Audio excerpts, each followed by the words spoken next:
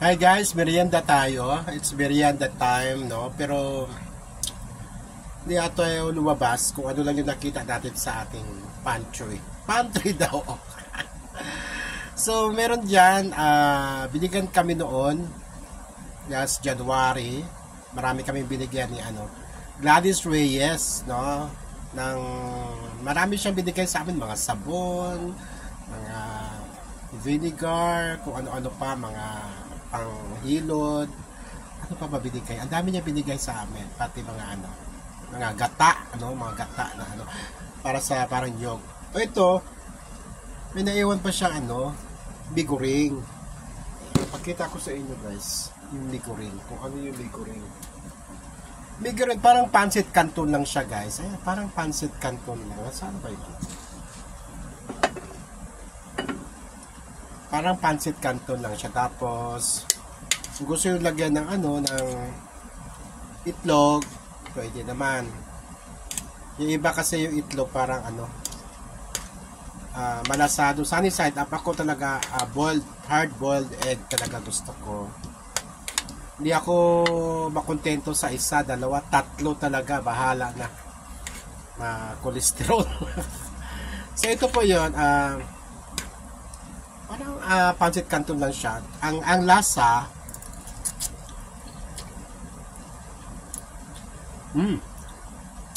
may kaibahan sa lasa guys. Ang lasa dito, meron siyang tamis anghang. Ayan, tamis anghang siya eh. Yung pancit canton na nabibili natin noon dito, walang anghang. Iwan ko na ko, baka may anghang na rin sila.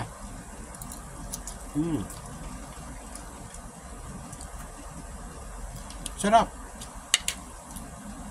Malasahan mo talaga guys yung tamis anghang. Kakain na tayo ng itlog.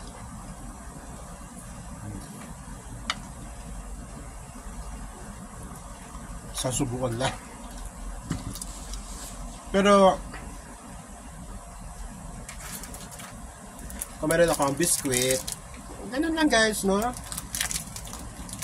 Tagal na rin ito nakastack dyan sa pantry. Pantry talaga. Kainin natin. Kasi mabibili pa tayo sa labas, ang mahal-mahal na mabilihin ngayon, di ba? Tatlong itlog ko, matagal na rin naka-stack yan doon. Itinamad akong lumabas kasi gastos na naman pag lumabas. Ito.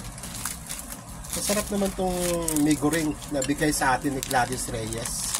Shoutout pala sa iyo, Miss Gladys Reyes. At meron siyang restaurant dyan sa may Santa Lucia Mall. O, ipagtanong nyo lang sa mga gwardiya kung asan yung restaurant ni Gladys Reyes and Christopher, no? Gladys and Christopher, ang That's Diner. Maganda doon, masarap ang mga pagkain. At doon ako nakakita ng mga pagkain guys na umaapoy.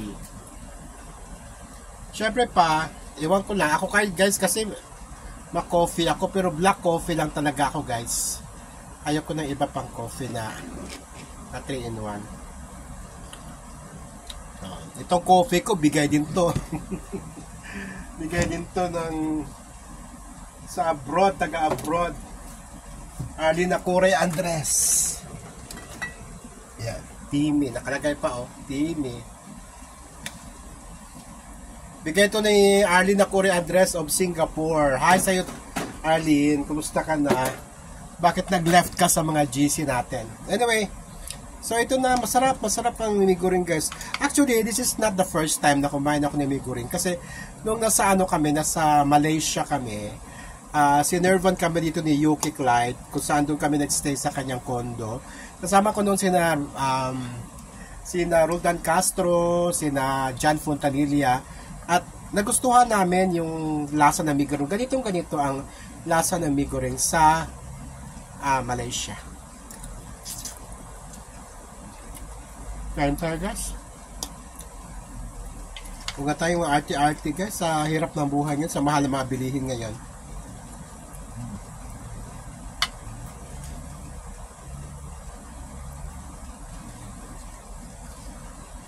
Sarap. Kape. Good. Pwede na to.